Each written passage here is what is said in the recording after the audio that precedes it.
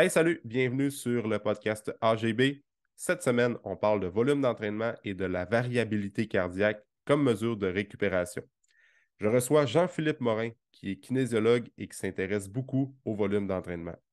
La discussion d'aujourd'hui va te permettre de déterminer si tu t'entraînes trop ou pas assez, parce que Jean-Philippe va te donner des outils pour mesurer ton niveau de récupération en fonction de ton niveau d'activité physique ou de ton volume d'entraînement. Fait que c'est une discussion qui est vraiment intéressante. Je pense qu'on ne parle pas assez de récupération, mais c'est super important pour avoir des gains musculaires, pour performer plus dans son sport et pour atteindre nos objectifs qu'on se fixe lorsqu'on s'entraîne et qu'on fait du sport. Bref, c'est une belle discussion. J'espère que tu vas apprécier le podcast. Je te souhaite une bonne écoute.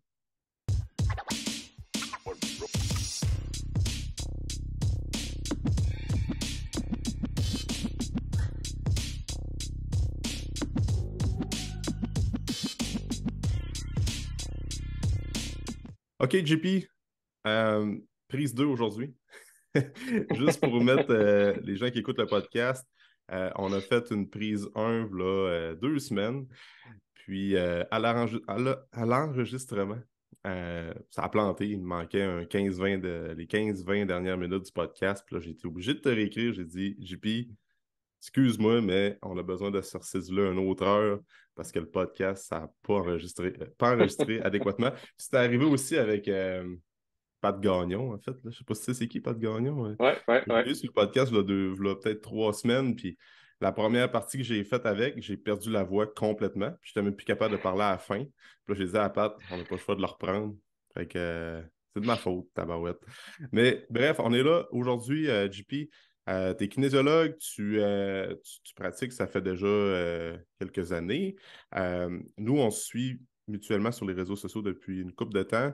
Mais juste prendre le temps de te présenter aux gens qui écoutent le podcast, qui est Jean-Philippe Morin, d'où vient ton intérêt pour l'entraînement, la santé, les saines habitudes de vie, puis aussi le sujet de ta maîtrise que tu vas faire prochainement. Oui, pour faire une longue histoire courte, fait que un petit peu sur mon background, moi je me suis réorienté vers la kinésiologie. J'ai fait un bac en enseignement du français au départ. J'ai été sur le marché du travail 3 ans. Puis ensuite, j'ai lâché l'enseignement pour me rediriger, mais pour reculer un petit peu dans le temps, mon intérêt pour ça, j'avais pas un gros background sportif. J'ai fait 5 ans de karaté un peu compétitif dans mon adolescence. C'est plus à l'âge adulte, pendant mon bac justement en enseignement, que bon, j'ai fait le cégep, j'ai fait mon bac, puis à ce moment-là, comme plusieurs étudiants, j'avais pas des habitudes de vie top top. Tu sais, Mhm. on mange mal, on essaye de gérer un budget serré, on Ouais. bouge plus, on fait des travaux la nuit et tout et n'importe quoi.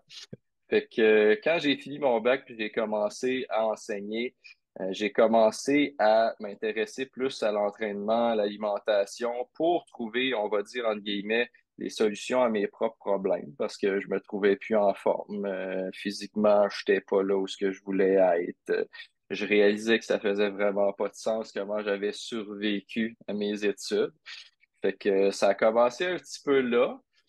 Puis ça s'est rendu vraiment, vraiment plus loin que qu'est-ce que je m'attendais. Parce qu'en fait, c'est ça. J'ai fini ma troisième année d'enseignement. J'ai décidé que je quittais le métier.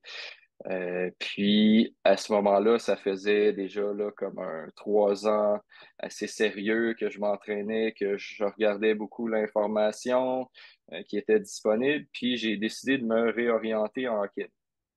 Fait que j'ai refait 3 ans de bac.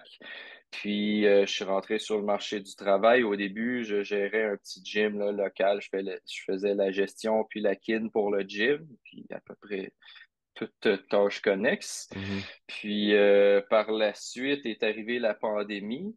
C'est l'automne avant la pandémie, si je suis pas trop mêlé dans les années, que j'ai décidé que je me lançais dans un projet de maîtrise. En fait, c'est un de mes anciens profs qui est comme venu me recruter en me OK. demandant, Hey, ça te tente-tu de faire une maîtrise un jour? Fait que je me suis lancé là-dedans un petit peu là, en voyant où ça allait me mener. Puis le projet que je fais présentement, ben, en fait, que je vais lancer prochainement, c'est que j'étudie la variabilité de la fréquence cardiaque comme mesure de récupération en entraînement musculaire. Mm. Ça fait beaucoup d'éléments, là, vite dit, mais on pourra développer là, un petit peu là-dessus en fonction de tes questions pour Mhm. l'expliquer un peu au monde. Ça mange quoi en hiver, puis Mm. c'est ça. Ouais, c'est surtout ça ça va être le sujet principal du podcast aujourd'hui, là, de trouver des mesures pour suivre la récupération en fonction du volume d'entraînement. Parce que ça, on parle beaucoup de volume d'entraînement au travers des podcasts, au travers des posts qu'on va voir sur les réseaux sociaux, tu sais, d'ajuster le volume selon la force d'entraînement, ce qu'on est rendu, mais comment tu fais aussi pour suivre ta récupération au travers de tout ça? Tu ne peux pas juste te fier à tes courbatures, t'as une courbature aujourd'hui ou t'es raqué ou t'es plus fatigué. Oui, c'est des signes qui ne mentent pas, mais avec la variabilité cardiaque, c'est une mesure un petit peu plus précise. Puis, le protocole que tu vas faire dans ton projet de recherche, grosso modo, ça ressemble à quoi? Tu vas prendre deux groupes différents, puis après ça, tu vas faire des protocoles avec ça, avec les programmes d'entraînement, puis suivre la variabilité cardiaque des patients, des participants. Oui, effectivement. Ben, je peux pas donner tous les détails du Ouais. protocole parce que s'il y a des gens que je vais recruter, il y a des choses qui sont censées être à leur insu, mais je peux Ouais. quand même donner la base. Là. Oui, il y a un groupe Ouais. expérimental, il y a un groupe contrôle. Chez tous ces gens-là, on utilise une mesure là, de variabilité de la fréquence cardiaque. Mm. Peut-être l'expliquer là, dans 30 secondes un peu c'est quoi. On a besoin de faire une période de 5 jours de collecte de données au repos où il faut que je mette les gens là, complètement off d'entraînement intense pour Yep. capturer des données. Puis après ça, ils vont commencer un 6 semaines d'entraînement. Fait qu'on va prendre des mesures sur eux. Il y a des tests là, pré-post pour bon, l'anthropométrie, pourcentage de gras, force maximale, ces choses-là là, de base. Puis on les refait à la fin. Mhm. Par la suite, c'est un 6 semaines d'entraînement là, où les gens ils vont prendre les mesures de variabilité de la fréquence cardiaque. Je vais dire HRV là, dans le Ouais, reste du podcast, ça va être plus court. exact. Puis, donc, c'est ça, variabilité de la fréquence cardiaque, puis aussi un petit questionnaire là, chiffré en ligne pour faire le suivi de, par exemple, tu sais, comment tu quantifies ton stress, tu sais, présentement, la qualité de ton sommeil, ton humeur, tes courbatures. C'est des petites questions de base pour essayer de connecter ça, puis voir avec le HRV si ça fait du sens, tu sais, s'il y a des Mm. liens à faire, là, des associations là-dedans et aussi en fonction là, de ta charge de travail parce qu'on va avoir tous les détails là, du tonnage. Tu as fait tant de séries, tant de répétitions, tel poids, puis Mm. analyser ça pour chaque personne. Fait que pour la petite parenthèse, pour les gens qui connaissent peut-être pas c'est quoi la variabilité de la fréquence cardiaque, vous avez vu ça sur votre Fitbit, Apple Watch, peu importe. La variabilité de la fréquence cardiaque à la grosse base, c'est l'intervalle de temps entre des battements réguliers subséquents. Mm. Fait que qu'est-ce que ça veut dire? Ça, c'est que ben, notre cœur, c'est pas un métronome. En fait, si on est en santé, ça devrait pas l'être. Fait qu'il y a une certaine variation en millisecondes. C'est pas beaucoup, là, entre chaque battement. Puis, ce que la variabilité de la fréquence cardiaque vient capturer, c'est ça. C'est une mesure de l'activité du système nerveux autonome. Fait qu'on connaît peut-être là, les deux branches, le système sympathique, qui est comme plus réagir, tu sais, s'activer pour, bon, réagir, Mm. et le système parasympathique qui est plus relaxation, digestion, récupération. Fait que ce qui est un petit peu plus compliqué à la base, c'est que quand ces appareils-là, ils nous donnent une donnée, on voit juste un chiffre, puis ça, c'est une donnée transformée dans un algorithme, alors il y a plusieurs choses derrière. Il existe des domaines de temps, des bandes de fréquences, puis des mesures non linéaires. Fait Ouais. que ça fait beaucoup de mesures qui peuvent représenter différentes choses. C'est pas toujours équivalent. Mm. Fait que ça dépend qu'est-ce qu'on capture, le contexte, comment la mesure est prise. On pourrait Ouais, aller c'est ça. loin là-dedans, là. Exact. Puis tu sais, puis plus la mesure est grande, plus le chiffre est grand, meilleur c'est pour gager la récupération, puis même côté santé cardiovasculaire, si je pourrais dire. C'est bien ça? En En règle générale. principe, en règle générale, oui, sauf devant certaines pathologies.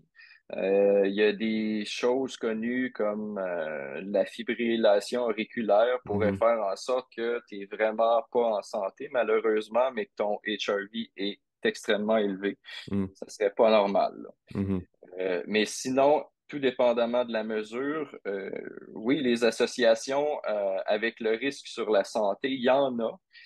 C'est pas super évident parce que ça dépend vraiment de la mesure et de son contexte. Fait que qu'est-ce Ouais, qu'on voit dans la littérature, c'est qu'il faudrait qu'on ait une mesure, premièrement, une capture sur 24 heures et la mesure de référence avec un ECG, c'est la mesure qu'on appelle l'acronyme, c'est SDNN. C'est le ouais, Standard Deviation of Normal to Normal Beat Intervals.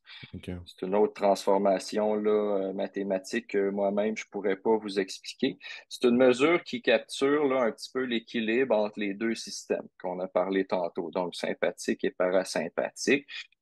Ça nous donne, là, si on avait vraiment un ECG sur 24 heures, on serait capable de situer un peu la personne par rapport à son risque sur sa santé ou le risque de récidive d'événements cardiovasculaires chez un patient qui aurait déjà, par exemple, fait un infarctus. OK. Mais là où on en est, tu sais, avec nos appareils portables, on peut pas vraiment aller jusque-là. Non. On peut plus prendre la mesure qu'on a. On peut voir c'est quoi la tendance quand on est au repos, puis on peut comparer après ça quand on ajoute des stresseurs, comme de l'entraînement, comme si on vit une situation X qui est stressante, on peut voir un petit peu comment le système nerveux autonome s'adapte. Mhm. Ce que je recommanderais aux gens, là, s'ils veulent se lancer là-dedans ou si l'appareil le donne, c'est qu'il faut quand même que tu aies une mesure de référence. Fait que pour ce faire, il faudrait que tu observes qu'est-ce qui se passe pendant au moins 5 journées, pendant que tu es plus au repos, tu sais, puis que tu vas pas faire d'activités très intenses ou vivre de situations particulièrement stressantes. Euh, il y a plusieurs facteurs externes aussi qui peuvent influencer la mesure. C'est sûr que si tu le fais en vacances puis que tu te claques 4 5 cocktails avant d'aller te coucher, la mesure va crasher. Fait que même Ouais. si tu es relax, là, ça sera pas un bon indicateur. Non, c'est ça. Parce que, tu sais, comme tu dis, la façon la plus précise, ça, c'est vraiment avec des ECG sur 24 heures. Fait que, tu sais, les gens qui veulent, souvent, ça, tu as besoin d'aller aller rencontrer des professionnels qui vont te faire des tests pour ça. Mais sachant que la majorité des gens qui écoutent le podcast, c'est du monde qui veulent tracker leurs données de santé sur leur Fitbit, Apple Watch et tout ça. Les montres polaires également, Oura Ring et autres. Euh, il y a une marge d'erreur dans ces appareils-là parce que tu vois, c'est comme tu disais tantôt, c'est des données qui sont calculées en fonction d'algorithmes, puis il y a d'autres paramètres à prendre en compte. Mais en règle générale, les gens peuvent s'y fier. C'est sûr que c'est pas autant précis qu'un ECG, comme tu dis, mais c'est-tu quand même valable comme données? T'as-tu remarqué qu'il y avait un appareil mieux qu'un autre ou un appareil que tu aimes mieux utiliser avec ta clientèle versus un autre? T'as-tu remarqué des genres de tendances ou des trucs à ce niveau-là? Mhm. Je vais faire une petite parenthèse avant. On a deux façons là, d'obtenir des données de fréquence cardiaque ou, ben, pas de CG, mais pour avoir les données de fréquence cardiaque, on peut avoir soit les électrodes, donc comme Ouais, on disait, le CG, puis on peut avoir le PPG, qui est la photoplétismographie. Ça, c'est OK. comme les montres qu'on a, les Oura Ring. C'est une OK. lumière qui va regarder le flot sanguin, puis qui va analyser des données par la suite. Fait que OK. pas mal tous les appareils portables qu'on a, sauf les straps Polar. Comme une Polar H10, ça, c'est vraiment quelque chose d'intéressant si on veut avoir le HRV parce que ça a été validé contre un ECG par la OK. science, puis c'est quand même très précis. C'est ça que tu vas Ben, utiliser pour pour tes. pour mon projet, OK. oui, c'est ça. OK. Fait que, fermons la parenthèse. Si je veux avoir un appareil portable qui est relativement précis pour mesurer mon HRV. La première étape, c'est qu'il faut que l'appareil soit relativement précis pour prendre ma fréquence cardiaque au repos. Hmm. Quand on est en activité, là, ça devient pas mal plus compliqué parce que la plupart des montres, le Oura Ring Génération 3, tout ça présentement, c'est pas toujours si bon que ça pour le mesurer en activité. Mais de toute façon, euh, il y a de fortes chances là, que ce qu'on veut faire, c'est le mesurer au repos, peut-être durant la nuit, ou sinon là, une certaine durée de capture le matin. Fait que si mon appareil me donne une fréquence cardiaque assez précise au repos, il y en a plus qui le font. Le Oura Ring va être bon pour la fréquence cardiaque au repos, donc au repos devrait me donner une HRV qui est relativement fiable. Ça a été mesuré aussi là, quand même assez fiablement. C'est sûr que je connais pas tous les appareils sur Non, le c'est ça, il y en a marché. beaucoup. Il y en a tellement. Mais si j'avais à choisir un truc pour le HRV, je prendrais une ceinture Polar Mhm. H10. C'est sûr que ça prend un petit peu plus de manipulation là, que juste mettre une montre. Ça prend une application là, qui est compatible, mais on peut avoir un peu plus de données. Mhm. Fait que bref, ces appareils-là, en général, ils vont pas mal tous utiliser la même mesure. C'est une mesure de l'activité parasympathique.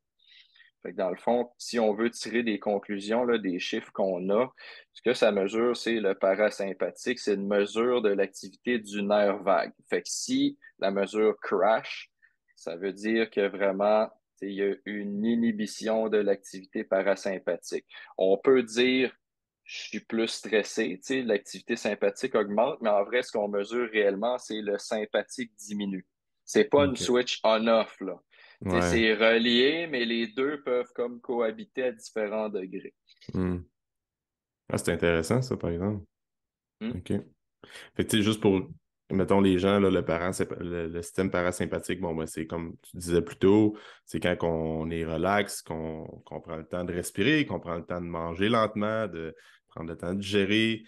C'est quand on est vraiment la switch le plus mollo possible, puis que le corps n'est pas en activité physique ou en période plus stressante, si on veut. Fait qu'aussitôt que tu ajoutes, tu vas faire de l'activité physique ou bien tu vas faire du sport, peu importe, ben là, tu tombes plus en sympathique. Là. Fait que c'est comme les deux cohabitent ensemble. Puis, fait que OK, les mondes vont tracker plus tout ce qui est par rapport au parasympathique.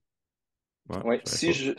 si je me trompe pas, je sais pas, je sais même pas, là, il y a d'autres types d'appareils qui vont prendre la SDNN aussi, fait que là, on peut Hmm. avoir les deux systèmes. Si on prend une ceinture polaire puis qu'on utilise une application payante comme celle que j'utilise dans mon projet, ça s'appelle HRV Logger. Avec OK. celle-là, on peut vraiment extraire plus de données. Là, on a au moins là, 6 ou 9 choix là, de mesures qu'on peut avoir. OK. Fait que, mettons, si je résume, là, avec quelqu'un qui reçoit une Fitbit à Noël, le temps des fêtes arrive, ou bien un Apple Watch, ou whatever, l'accessoire.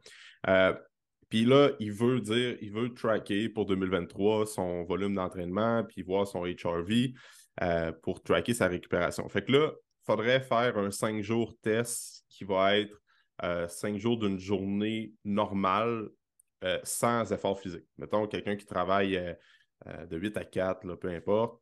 Du lundi au vendredi, tu fais aucune activité physique, pas de sport. Tu vas faire tes occupations quotidiennes comme marcher, aller au travail, puis après ça, cuisiner. Le day-to-day qu'on va faire, mais tu fais aucun sport. Puis après ça va te donner un 5 jours test. Puis probablement que tu vas suggérer aux gens de bon, ben, track cette semaine-là, tu as été stressé. C'est une semaine que tu as moins dormi pour X raison ou ce que tu as moins bien mangé. Mettons que ça, c'est tous des paramètres qui sont contrôlés, c'était normal, c'est comme mon sommeil est adéquat comme d'habitude. La nutrition aussi, c'est représentatif de qu'est-ce que je mange d'une année normale, mettons. Puis après ça, la semaine d'après, il peut commencer à faire son entraînement puis noter la différence de HRV, tout dépendant des types d'entraînement qu'il va faire. Ça serait-tu la bonne façon à faire pour voir de quoi qui est ben, pour suivre un peu ton niveau de récupération? Ça ressemble beaucoup à ça. Le pourquoi je donne là, un 5 jours, admettons, pour mesurer tes niveaux de base, c'est comme si je te disais d'utiliser la balance. Tu vas avoir des Ouais, fluctuations c'est au normal. day-to-day. Fait que tu vas avoir comme une moyenne pour commencer, puis te situer, puis après ça, tu vas être capable de voir les journées puis les semaines d'après, c'est où que tu te situes par rapport à cette moyenne-là. Fait que Hmm. quand tu fais cette capture-là, il faut vraiment que tu évites d'intégrer des choses qui vont faire vraiment augmenter ta fréquence cardiaque au repos. J'avais Ouais. nommé l'alcool tantôt. C'est à cause que tu as HRV, une relation inverse quasi parfaite avec ta fréquence cardiaque. C'est Mm. normal, ça va de Mhm. soi. Fait que c'est ça. Donc, tu n'as pas besoin de t'abstenir de toute activité physique. Tu pourrais faire des affaires légères, mais Mm. tu sais, va pas t'entraîner au gym 6 fois dans la semaine, Ouais, une c'est heure ça. de temps, parce que Ouais. ça va sûrement descendre, là. Ouais, c'est ça, OK. Ben, c'est ça, exact. Les activités physiques que tu vas faire, c'est que fais juste pas de muscu. Mettons qu'on prend l'entraînement musculaire, fais-en pas, mais si tu as l'habitude d'aller, toi, tu vas marcher 3-4 km par jour à chaque jour, c'est dans ton mode de vie, continue à le faire, là. C'est que ça va être encore plus représentatif de ce que tu C'est fais ça. réellement, là. Ben, OK. exact. Ben, l'intensité puis le volume ont probablement un gros impact, là. Tu sais, si tu Ouais. fais juste une marche casual pour prendre l'air, ça Ouais. va pas changer quoi que ce soit. C'est plus une activité, tu sais, à dominance parasympathique que Mm. si tu t'en vas courir un 10 km, ben, c'est Ouais, pas la c'est même ça. chose, là. Exact, exact. OK, cool. Fait que ça, puis les, les trucs là, que les gens peuvent, tu sais, on va parler de suivre la fréquence cardiaque pour voir comment est-ce qu'on récupère. Tu sais, quand tu te lèves le matin, ça, on avait déjà parlé ensemble, les gens qui se lèvent le matin, mettons que ton battement cardiaque est à, disons, 60 battements par minute, puis après ça, tu vois que ça se maintient tout le temps à ce nombre de battements par minute-là quand tu te lèves le matin, puis du jour au lendemain, où tu vois ça, une tendance qui s'accumule au travers de 2-3 jours, tu vois que hop, tu augmentes de 6 ou 8 ou même 10 BPM par minute le matin quand tu te lèves.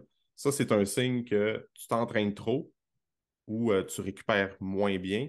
Fait que peut-être de slacker le volume, donc diminuer le volume d'entraînement, diminuer l'intensité aussi peut-être. C'est-tu encore des trucs que tu vas utiliser pour les gens qui n'ont pas nécessairement une montre Apple Watch et autres, qui peuvent le suivre avec le pouls au niveau de la gorge ou au niveau du poignet? Ça peut-tu être encore valable? Ça reste quand même intéressant. C'est sûr que si on a une montre, c'est plus facile parce qu'on peut le mesurer pendant la nuit. Fait que là, Ouais. on voit la tendance, puis si ça a augmenté, on peut se poser des questions. Mm. Si vraiment ça augmente au repos le matin, c'est ça. Si je dirais, là, aussitôt que ça augmente de 5-6 Ouais. battements ou plus, là, c'est quand même une différence non négligeable. Si on le mesurait pendant la nuit, ben là, c'est sûr qu'il faudrait contrôler certaines choses. Tu sais, j'ai parlé d'alcool, c'est la troisième fois que je le dis. La caféine Si j'avais la caféine, si j'avais mangé beaucoup directement avant de me coucher, puis que aussi. la digestion augmente ma fréquence cardiaque, tu sais, ça pourrait influencer ma mesure. Fait que faut que je pense que peu importe si je prends ma mesure là, de fréquence cardiaque, je veux la prendre dans les mêmes conditions.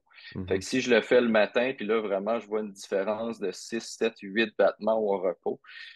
Fait comme, OK, peut-être que mon stress, là, il s'en vient élevé, Mm. surtout que je suis au repos, là. Ouais, c'est ça.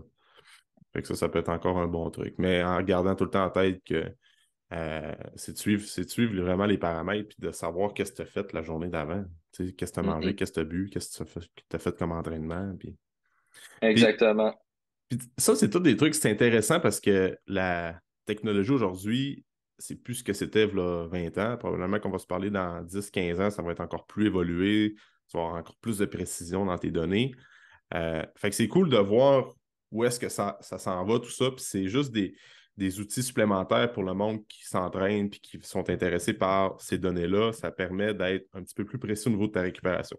Mais j'avais lu un article à un moment donné que faut pas. Tu sais, j'aime souvent ça parler du big picture puis de tout mettre en contexte. C'est des données super intéressantes. Ça peut être souvent pour les gens qui sont plus dans la performance sportive. Tu sais, on va parler des gens qui sont vraiment à un autre niveau, ce qui n'est pas la majorité des gens. C'est vraiment Mhm. intéressant parce que ça peut faire une grosse différence entre une première place et une deuxième place ou 3-4 secondes au cadran, si on veut. Mais euh, faut pas, faut pas que ça devienne une source de stress et d'anxiété parce qu'aujourd'hui, avec toute l'information qui circule sur les réseaux sociaux, tu sais, on voit, bon, les nombres de calories qu'il faut, mettons, les gens qui utilisent les calories, moi, c'est pas vraiment c'est pas vraiment mon trip, mais ça peut être une technique intéressante aussi pour les gens qui veulent améliorer leur composition corporelle, prendre la masse, tout ça, bien, il y a beaucoup de tracking au niveau des calories que les gens doivent calculer. Calculer les macros, calculer le nombre de carbs, calculer la charge à l'entraînement, calculer tes séances d'entraînement, calculer. Fait que, tu sais, ça fait beaucoup de calculs pour ton alimentation, pour ton entraînement. Puis là, c'est en plus, tu calcules ton sommeil, tu calcules ton niveau de stress, ta fréquence cardiaque. Des fois, pour certaines personnes, c'est une source d'anxiété. Dans le fond, tu te lèves, ça fait 3, 4 jours que tu dors moins bien. Là, tu commences à dire, bon, mais tabarouette, pourquoi je dors pas bien? Qu'est-ce qui se passe? Puis là, le lendemain, tu te lèves, il faut que je calcule mes calories, il faut que j'aille au gym, puis je note mes charges. Des fois, c'est too much pour certaines personnes. Il y en a beaucoup de monde qui ça fonctionne bien, puis sont capables de faire, d'en prendre puis d'en laisser. Mais si c'est une personne qui est plus de source anxieuse, qui traque trop ses affaires, puis ça vient à y jouer dans la tête, je pense que c'est peut-être pas la bonne idée de t'acheter une Fitbit ou bien de t'acheter une Apple Watch pour encore plus entrer du tracking de données sur ton sommeil, sur ton niveau de stress, puis ton HRV, par exemple. Fait que juste de faire une parenthèse, parce que ça peut être, il y a certaines personnes qui peuvent se sentir trop submergées d'informations, puis ça, ben, c'est un stress de plus que tu ajoutes. Fait que, OK, tu veux calculer ton stress, calculer ta fréquence cardiaque, mais là, tu ajoutes un stresseur de plus avec ça. Fait qu'au final, peut-être que ton HRV serait plus intéressant si tu n'aurais pas de données, parce que là, le fait d'ajouter des données supplémentaires, ça t'ajoute un stress qui est un facteur qui va jouer sur ton HRV. Fait que des fois, c'est plus de garder ça en tête, tu sais. Je sais pas si tu es d'accord avec moi, mais si tu en as déjà remarqué ça, là, mais Effectivement, ça dépend de la personne, puis tout et ouais, son contraire est possible, hein. Fait que, tu sais, exact. si de micro-manager un petit Ouais, peu ton lifestyle avec beaucoup de données, ça te rajoute du stress, ben, fais-le pas, OK? ouais, c'est ça. C'est des outils qui sont intéressants si tu veux voir ce qui se passe, mais, tu sais, qu'est-ce que je donnerais comme truc? Si tu as un Oura Ring ou une montre, puis que tu penses que tu n'auras vraiment pas une bonne nuit de sommeil ou que tu n'as pas une bonne nuit de sommeil, regarde-la pas, OK? Ouais, Ou c'est ça. mets-la pas. Tu Exact. sais, ça peut avoir un effet nocebo aussi de regarder tes données puis de faire Ah, mon sommeil, c'était vraiment de la scrap, tu sais, j'ai Ouais, dormi 4 heures puis tu te sens pire que qu'est-ce que ouais. c'était au départ.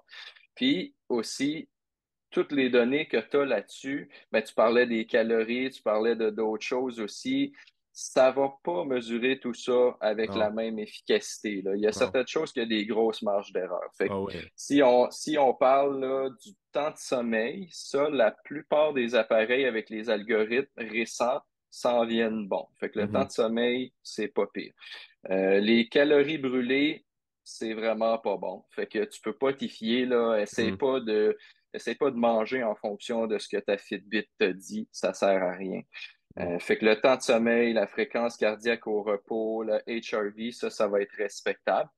Même les cycles du sommeil, il y a trop d'erreurs pour que tu puisses dégager des conclusions. Tu sais, tu peux pas faire, ah, j'ai pris tel magnésium, mon deep sleep a augmenté. Ça se peut que Ouais. ta montre à confondre certains cycles du sommeil. Fait que, tu sais, moi, je l'ai observé un petit peu avec la Oura Ring. Des fois, par exemple, mon chat peut me réveiller tôt le matin. Là, je me rendors pour 1 heure et demie. Tu sais, je regarde le Oura Ring, il me dit que c'était du REM sleep. Je suis comme, c'est impossible. Je me suis Ouais. rendormi pendant 1 heure. Fait que, Ouais, c'est ça. c'est ça. Ouais, c'est ça. C'est comme tu dis, quelqu'un peut très bien tolérer ça, puis à l'inverse. Mais c'est bon de savoir que le sommeil, c'est assez précis, mais les stades de sommeil, comme deep sleep, REM sleep, tout ça, ben c'est pas toujours précis. Ça te donne. Mais tu sais, ça te donne quand même une idée, une certaine idée, mais il faut faut se laisser une marge d'erreur. C'est ça. C'est comme dans n'importe quoi, là. Puis, mais tu sais, tu parlais de Oura Ring. Moi, j'en voulais une, là. Ben, je veux m'en acheter une éventuellement, là, mais comme moi, ma fille a 14 mois, tu sais, fait que quand elle est née au monde au mois de septembre 2021, j'étais là, je m'en achèterai pas une pour la prochaine année parce que à quel point ça vaut à peine que il va y avoir des périodes que je dors mieux, il y a des périodes que je dors moins bien. Tu sais, des fois, la première année avec un enfant, c'est pas toujours ton sommeil, pas toujours excellent, si je pourrais dire, là. Hum, Fait que hum, hum. j'étais là, regarde. je pense que je vais attendre plus tard un peu, puis au moins, ça va être plus encourageant. Fait que, tu sais, c'est de faire la part des choses, hein. Mais, OK, puis pour revenir plus à l'entraînement, euh, le volume d'entraînement, y a-tu, tu sais, comment je pourrais dire ça? Parce que tu avais fait un post sur tu sais, le volume d'entraînement quand tu vas faire du chess.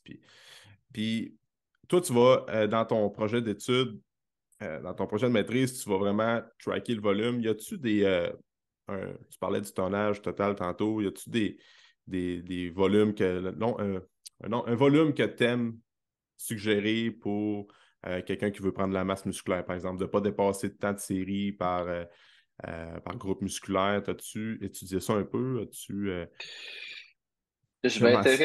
Je Ouais. m'intéresse énormément à ça, puis j'ai pas de réponse Ouais. précise encore, pour la simple et bonne raison que le volume, c'est un multiplicateur. Tu sais, quand tu Mhm. vois ça comme ça, puis qu'on parle combien de séries de tel groupe musculaire ou combien de séries de tel exercice, on n'a pas le choix de tenir compte, tu sais, de Ouais. l'intensité relative. Tu sais, est-ce qu'on est proche ou loin de l'échec musculaire? Est-ce que Mhm. cette charge-là est difficile pour la personne? Fait Mhm. que le volume est pas toujours égal. Tu sais, on peut faire X nombre de séries de squats avec une charge de 35% de notre maximum, puis vu qu'on fait beaucoup de répétitions, beaucoup de séries, le tonnage va augmenter. Mais tu sais, ce tonnage-là, il est à 35% de mon maximum. C'est pas Ouais. égal à si c'était plus élevé. Mhm. Fait que ça dépend, je dirais, avec les gens plus avancés. J'aime ça quand même là, limiter dans une certaine mesure le nombre de séries selon les groupes musculaires, puis y aller à plus haute intensité relative sur les séries de travail. Fait que pour Mhm. ça, il faut que la personne soit capable de se pousser. Plus que la personne est capable de se rapprocher d'un échec musculaire momentané, pas un échec musculaire volontaire, genre ah, ça commence à chauffer, fait que je vais arrêter. Ouais. Fait que il y a beaucoup de choses, tu sais, il y a beaucoup de variables et de définitions qui peuvent influencer c'est quoi Ouais. la charge de travail en entraînement. Je suis Fait bien que d'accord. ça devient compliqué. Mais tu sais, règle générale, la façon que je vois ça, s'il y a un groupe musculaire que tu es capable de te faire 15 séries de travail dans ton entraînement, je pense pas que tu pousses vraiment fort parce Mhm. que sinon, là, tu serais magané avant ça. Ouais. Fait 15 que c'est pour vraies ça, séries de travail, tu sais, 15 vraies séries de ouais. travail, c'est énorme, là. C'est vraiment énorme.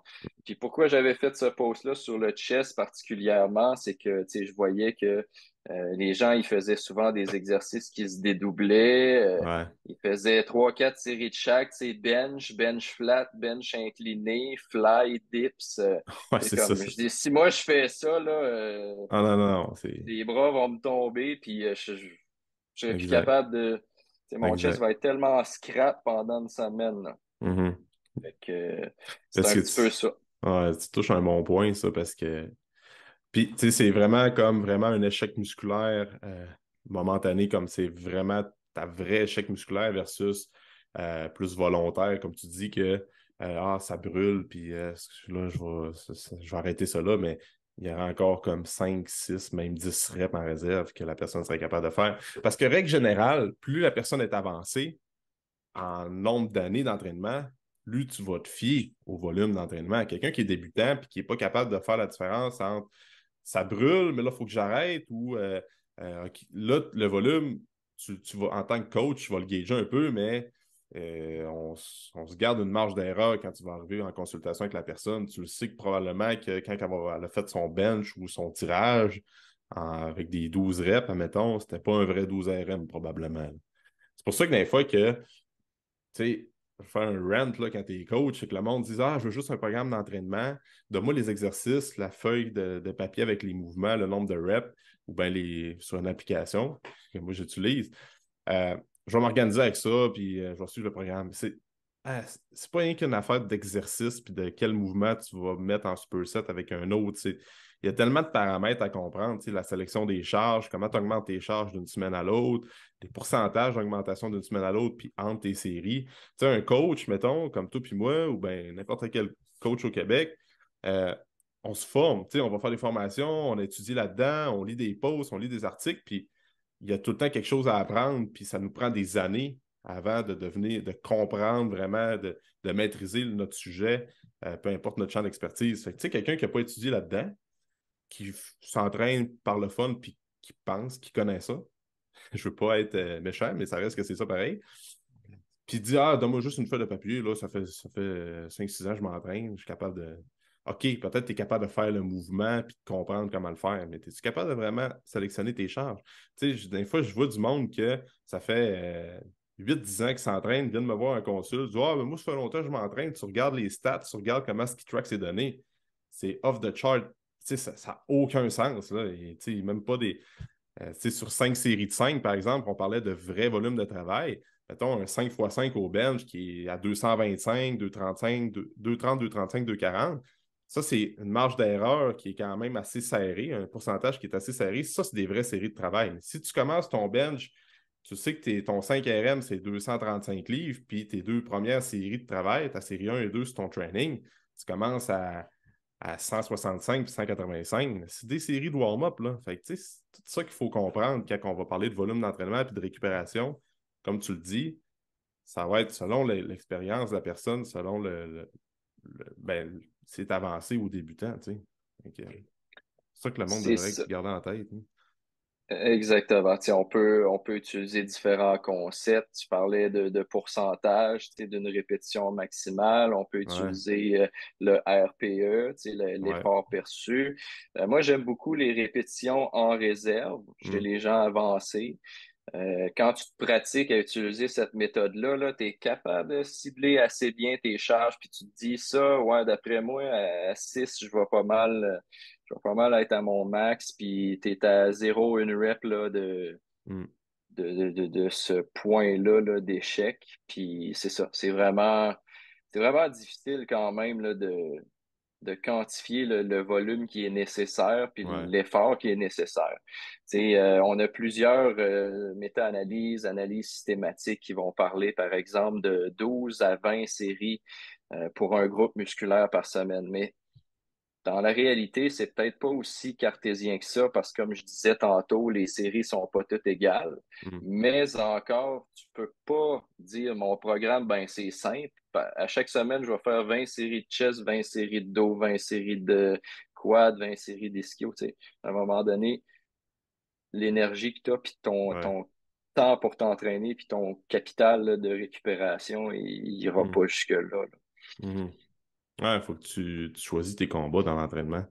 Hum, hum, Mettons hum. quelqu'un qui dit plus en bodybuilding, si je pourrais dire, ben, quelqu'un qui veut être plus en mode je veux construire mon physique, là, je vois que je manque de chest. Bon, ben, on va passer 12 semaines à augmenter ton volume au niveau de ton chest. Puis après ça, si tu vois que tu manques de quad ou d'ischio-jambier, on passera un autre 12 semaines à focuser là-dessus. Tu sais, ben, malgré qu'au corps, des fois, tu peux faire un emphase sur le chest puis le quad, mettons, ben, mais tu sais, mettons Ouais, qu'on prend le haut du corps, là. Tu peux pas dire, ah, je veux grossir mes épaules, mon dos puis mon chest en même temps. Euh, tu, tu peux Tu peux faire tout ça en même temps que ta programmation d'entraînement est adéquate, puis ça fait longtemps que tu as suivi, puis tu as vraiment une bonne logique, là. Mais mettons, tu regardes à court terme, là, c'est un 12 semaines plus en bodybuilding, c'est comme choisis un ou l'autre, là, parce que tu peux pas faire les deux, tu sais. C'est pour ça que c'est c'est long. ça, effectivement. Ouais. OK, cool. JP, mais fait que, essentiellement, ce que le monde doit retenir avec, on parlait beaucoup de volume d'entraînement, puis de suivre ça avec la variabilité de la fréquence cardiaque, c'est que les appareils qu'on a aujourd'hui, c'est bon pour ça. Ça nous permet d'avoir une idée de comment est-ce qu'on récupère. Puis qu'est-ce que tu donnerais comme conseil aux gens là, pour terminer sur ça, sur comment améliorer la récupération justement par rapport à l'entraînement? Tu sais, c'est quoi que les gens peuvent faire en dehors du gym pour récupérer mieux, puis avoir après ça un effet positif sur son HRV? Mhm. C'est sûr que, tu sais, on va ramener toujours les mêmes affaires de base qui sont Ouais. plates, là. C'est vraiment l'hygiène de vie. Fait que tu aies un sommeil suffisant puis de qualité, puis tout ce que tu fais dans les 23 heures en Mm. dehors du gym, tu sais, avec ta nutrition, tout ça, c'est super important. Tu sais, que tu intègres peut-être des activités physiques plus légères que l'entraînement musculaire, tu sais, plus à dominance parasympathique, que tu trouves des activités qui te relaxent, tu sais, que tu sois pas genre pour avoir des gains, ben, il faut juste comme se défoncer dans le gym, puis revenir demain, puis se défoncer encore, tu sais. Il faut que tu récupères au moins autant Mm, que qu'est-ce que tu fais comme travail si tu veux avoir une progression. Parce que mm, sinon, ça peut marcher un temps, mais à un moment donné, tu vas frapper un mur. mm. Bon point, ça. Puis tu sais, tu dis, ça sonne, c'est des affaires qu'on n'invente pas, puis ça revient pas mal tout le temps au même. Mais moi, je veux que tous les coachs, ben, les spécialistes que j'ai sur le podcast, je veux qu'ils le répètent. Comme ça, à un moment donné, le monde va se dire, OK, c'est pas juste Alex qui le dit, ben, deux, trois personnes de même qui disent que le sommeil, c'est important, que la nutrition, c'est important, que tout ce que tu fais comme habitude de vie, ça va avoir une incidence sur ta récupération, puis après ça, les gains musculaires. Fait que moi, mon but, c'est que tout le monde qui passe sur le podcast le répète. À un moment donné, le monde va se dire, OK, là, s'il y a 100 personnes différentes qui le disent, ça commence à être vrai, puis peut-être que je vais commencer à passer du temps à améliorer mon sommeil, puis ma routine de sommeil, puis on le dit tout le temps, c'est pas sexy de dire ça, mais ça reste que c'est ça, tabarouette. Fait que... C'est ça. Ouais. Il y avait justement un meme qui circulait sur Instagram qui faisait vraiment beaucoup rire avec Frodon. Il était comme, ça disait quelque chose comme, c'est quoi, dans le fond, ton secret pour progresser ou gagner de la masse? Ouais. Fait que il répondait, tu sais, dors, mange bien, puis entraîne-toi, là. Puis le meme disait, that's it, keep your secrets. Ah, c'est C'est ça. comme quoi on s'attend toujours qu'il y ait la pilule magique, un petit quelque chose qu'on ne sait pas, mais en fait, il n'y Ouais. en a pas. Le secret du progrès, c'est les gens qui intègrent ça dans leur vie, puis qui Mhm. refont des efforts pour maintenir ces comportements-là, tu sais, de Exact. mois en mois, d'année en année. Mhm. C'est tout, là. Mhm. Parce que comme tu disais, tu sais, comme tout le sujet du podcast d'aujourd'hui, c'est pas. C'est super intéressant, c'est comme c'est le fun d'approfondir un peu plus l'entraînement, la récupération. Il faut qu'on ait des sujets de recherche comme tu le fais, parce que ça fait avancer tout ce qui est de la science de l'entraînement, puis de comprendre encore mieux le corps humain, tu sais. Mais c'est pas ça qui va faire une. Tu sais, c'est pas là-dessus que les gens devraient s'attarder en premier, en règle générale. Comme on disait, à moins que quelqu'un qui est vraiment plus avancé, puis là, il s'intéresse plus à ça, est capable de nuancer ce qu'on dit dans le podcast aujourd'hui. Mais en règle générale, c'est pas par là qu'il faut qu'on commence. T'sais. Après ça, Non, c'est bon de le savoir, mais tu sais, comme on disait, il y a d'autres choses de plus importantes.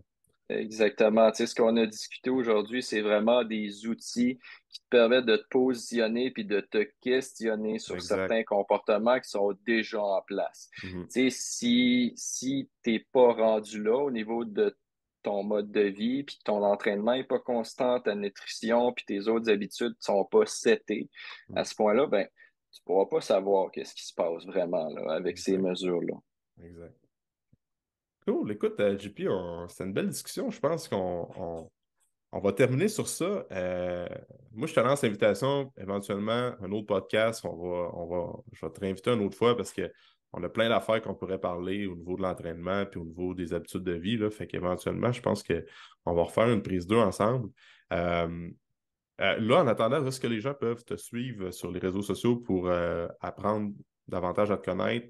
By the way, sur Instagram, tu en as encore sorti un matin. Tu sors des bonnes capsules informatives. C'est toujours pertinent, c'est toujours intéressant ce que tu dis. Fait que j'invite les gens, des fois, à aller voir, euh, suivre des personnalités comme JP ou, tu sais, des fois, le monde va se fier sur les influenceurs, puis de voir ce qui est mainstream, puis de voir un peu plus. OK, la technique d'entraînement qui vient de sortir, ben, le dernier mouvement, mais des gars comme JP qui sont comme plus, je te donne l'information, fais ce que tu veux avec, je pense que ça peut C'est ça. faire progresser pas mal plus que suivre un influenceur très populaire, peu importe lequel, qui est juste en chest, fait ses trainings. C'est bon, c'est inspirant. Des fois, d'avoir un peu le pourquoi faire les choses en arrière, ça vaut à peine. Fait que des gars comme toi, j'invite tout le monde à les suivre sur Instagram. Fait que peux-tu nous plugger ton Instagram, justement? Oui, fait que Instagram, Facebook, JP Morin, kinésiologue, tout Yep. collé, pas de chiffres, pas d'autres artifices. J'ai TikTok aussi, mais je l'ai vraiment pas développé. C'est juste pour partager mes reels Ouais, sur c'est les ça. autres plateformes. OK, Mm. parfait. Fait que, écoute, je mettrai les liens pour te rejoindre, ben, aller te suivre dans la description du podcast. Merci d'avoir été là, JP. Bien apprécié. Ça me fait bien Puis, plaisir. yes, sir. Fait qu'on reprend ça dans un autre podcast éventuellement.